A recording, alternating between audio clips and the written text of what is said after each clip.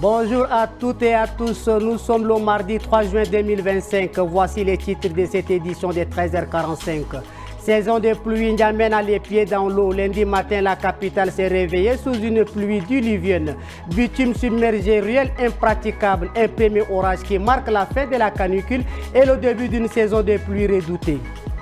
Réinsertion à Matiman, couture et espoir derrière les barreaux grâce au soutien d'une ONG locale et de la coopération suisse. Des détenus apprennent les métiers de la couture et de la maroquinerie. Un projet pilote pour reconstruire sa vie, une aiguille à la main.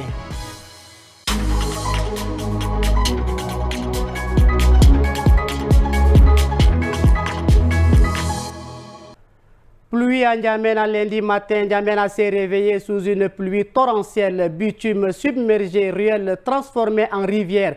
Un premier orage qui met fin à la canicule et annonce une saison de pluie déjà redoutée par les habitants.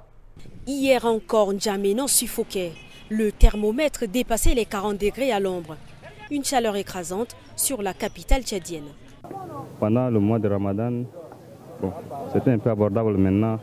Là, c'est dans un autre paramètre maintenant. C'est trop chaud. Mais...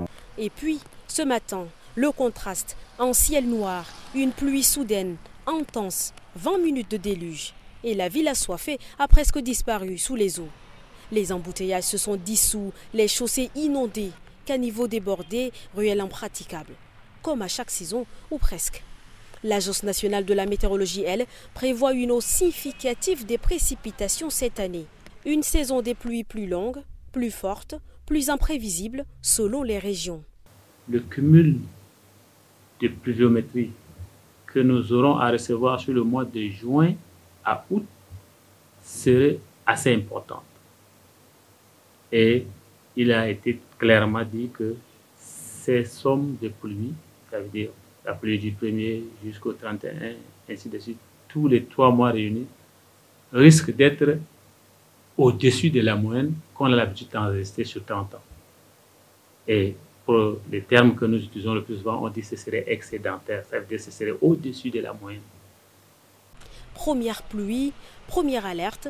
En 2022, des pluies diluviennes, des quartiers engloutis, des milliers de sinistrés, plusieurs morts. Le souvenir est encore vif et la saison ne fait que commencer. Réinsertion à Amatiman, réinsérer plutôt que punir. À Amatiman, dans l'est du Tchad, un programme inédit voit le jour. Derrière le mur de la prison, grâce à une ONG locale et au soutien de la coopération suisse, des détenus apprennent la couture et la maroquinerie. Un projet pilote qui leur redonne espoir et dignité avant leur retour dans la société. Reportage. Ce projet baptisé Passe d'été concerne 4 prisons du pays. Ati, Mongo, Klessoum et Amtiman. Objectif: donner aux détenus les moyens de se réinsérer par un métier. Le directeur de la prison d'Amtiman salue une initiative qu'il juge salutaire et lance un appel à d'autres partenaires pour suivre cet exemple. L'apport que nous recevons aujourd'hui de l'ONG Guéra Touristique vient à point nommé, car il permettra de mieux appuyer le département de réinsertion sociale qui peine parfois à assurer un appui socio-professionnel à la population carcérale. Nous disons ici nos remerciements à l'ONG Guéra Touristique et son partenaire, la coopération suisse, d'avoir réfléchi sur cet aspect, mais aussi et surtout amener les détenus à faire valoir leur talent, acquérir un métier d'avenir. En tout, 45 détenus sont concernés, 30 pour la couture, 15 pour la maroquinerie. La formation durera 13 mois. Bac tchadien à Jeddah. Le baccalauréat tchadien s'internationalise à Jeddah en Arabie Saoudite. Les épreuves ont débuté à l'école tchadienne internationale. Une cérémonie sobre s'est tenue en présence du consul général. Reportage signé Al-Mardi Sharfaddin, lu par Rasso Mordjem Leila.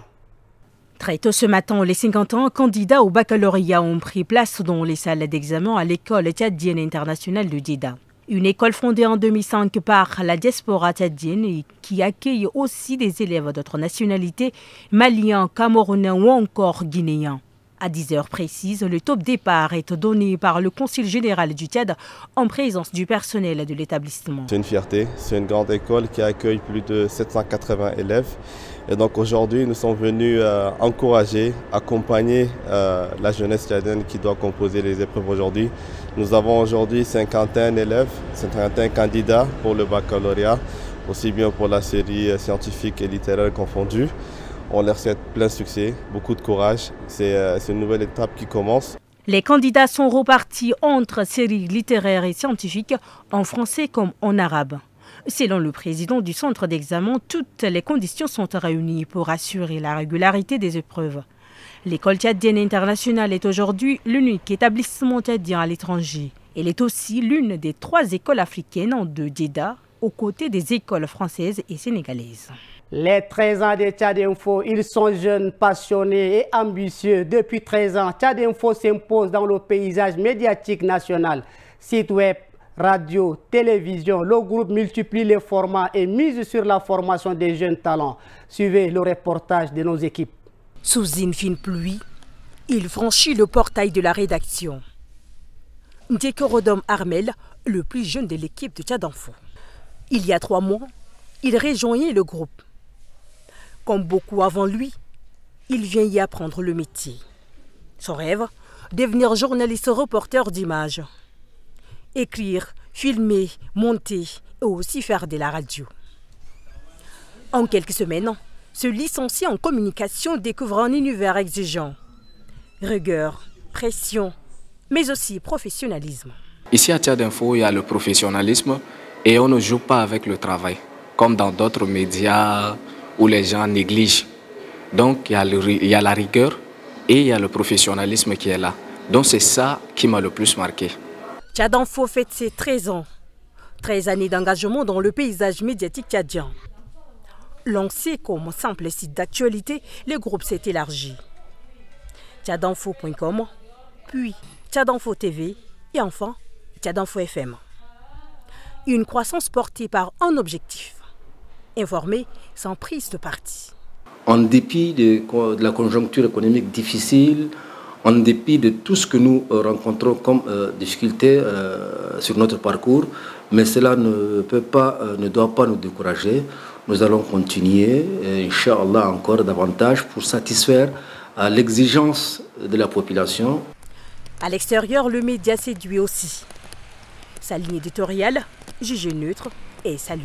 Je peux dire tout simplement que Tchad Info, c'est le meilleur média, le plus suivi, je peux dire. Et Tchad Info fait un travail excellent. Je suis trop enchanté. Je peux dire même que je suis tellement ravi de ce travail déjà médiatique que représente Tchad Info.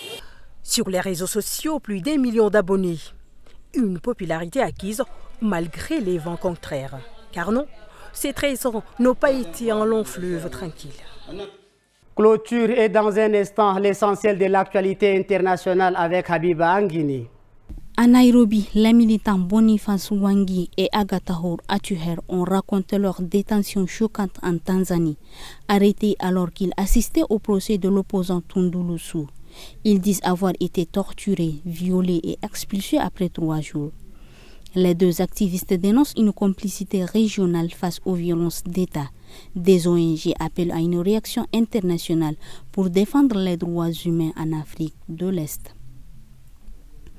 Un séisme de magnitude 5,8 a frappé dans la nuit de lundi à mardi au large de Marmaris en Turquie. Il a causé la mort d'une adolescente de 14 ans et blessé environ 70 personnes. Ressenti jusqu'en Grèce et en Égypte, le tremblement de terre a provoqué des évacuations d'hôtels, notamment à Rhodes.